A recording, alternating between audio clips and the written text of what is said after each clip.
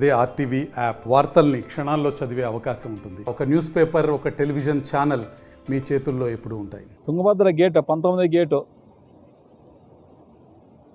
అది అంటే మెయింటెనెన్స్ లేక ఆఫీసర్లు వచ్చి అడిగినాము. అది మొన్ననే వచ్చి నిపుణులు వచ్చినారంట. 56 సంవత్సరాలకి గ్యారంటీ ఇచ్చిపోయినారంట. అయినా కానీ వాళ్ళు అంటే పైన గొలుసు ఉంటుంది. ఆ గొలుసు వాళ్ళు నిపుణులు దానికి గ్యారంటీ లేదు, వాళ్ళు చెక్ చేయలేదంట. అందుకోసం ఆ గొలుసు లింక్ తెగిపోయి గేటు రాత్రి 12 గంటలకి టైంలో 11:30-12 గంటలలో పోయింది. అదే మేము పొద్దున్నే ఇక్కడ మార్నింగ్ వచ్చినాము. చాలా దాదాపుగా 90,000 క్యూసెక్ల కిందికి ఇస్తున్నారు. ఎందుకంటే మనం ఈ మన ఎల్ఎల్సి కింద కానీ హెచ్ఎల్సి కింద మా రైతులందరూ మా ఆలూరు కాన్స్టిట్యున్సీకి చాలా సాగునీటి చాలా ఉంది. ఎల్ఎల్సి అయితేనేమి హెచ్ఎల్సి కిందనేమి మా రైతులు చాలా సంతోషంగా ఉన్నారు. వర్షాలు మనకు అక్కడ లేవు, పల్లె రాయలసీమలో ఎక్కడ వర్షాలు పడలేదు. ఏదో పైన వర్షాలు వచ్చి మనకి ఏదో నీళ్ళను వస్తే కట్టుకుందానే విధంగా అది కానీ ప్రకృతి సహకరించిపోయిన ఈ గేటు కొట్టుకోడు పోవడం వల్ల మా రైతులు కర్మ ఏమో కానీ. ఎందుకంటే ఈ గేటు పెట్టి ఉన్ని నీళ్ళని అన్ని కంప్లీటు దాదాపుగా 60 టీఎంసీలు నీళ్ళు కిందకు పోయినాక 40 టీఎంసీలు మాత్రమే అక్కడికి నిలబడతాయంట.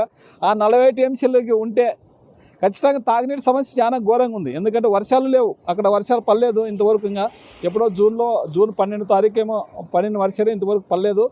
ఆ నీళ్ళు ఈ నీళ్ళు వస్తే చాలామంది రైతులు కట్టుకునే విధంగా ఉంది.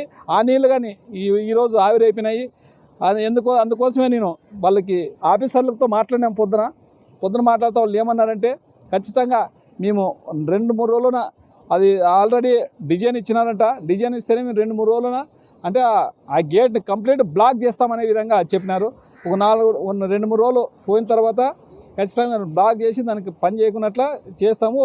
ఫస్ట్ ఒక మీటర్ ద్వారా కిందకి దింపేసి దాన్ని కంప్లీట్ బ్లాక్ చేస్తాము. ఎంత త్వరగా వీలైతే అంత త్వరగా దాన్ని క్లోజ్ చేస్తామన్నారు.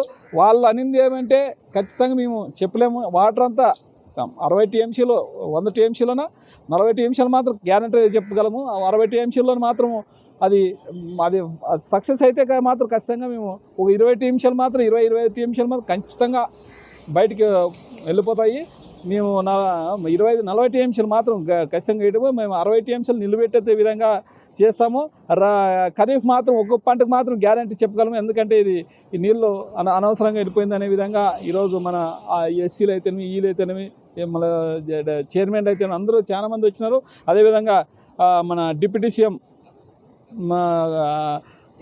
డికే శివకుమార్ గారు వచ్చిన ఆయన కానీ మా కర్ణాటక సీఎం, ఆంధ్ర సీఎం ఇద్దరు వచ్చి దానికి అంతా మొత్తము పటిష్టంగా చేసే విధంగా మాట్లాడతామనే విధంగా ఆయన కానీ డీకే శివకుమార్ గారు చెప్పినారు.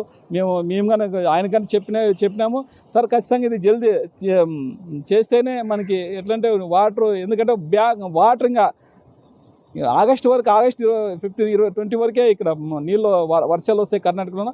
ఆ వర్షాలు ఉన్నప్పుడే మనం స్టోరేజ్ చేసుకోవాలి. కాబట్టి ఆ స్టోరేజ్ అని పోకుండా చేసే విధంగా మేము కానీ చెప్పినాము. ఆయన కానీ లేదు ఖచ్చితంగా మేము జల్దీ చర్యలు తీసుకుంటామనే విధంగా ఆయన కానీ మనకి ఈరోజు మన డీకే శివకుమార్ గారు మనకి మాట ఇచ్చినారు. మరిన్ని వీడియోస్ కోసం ఛానల్ ని సబ్స్క్రైబ్ చేయండి. లేటెస్ట్ అప్డేట్స్ కోసం వాట్సాప్ ఛానల్ ని ఫాలో చేయండి.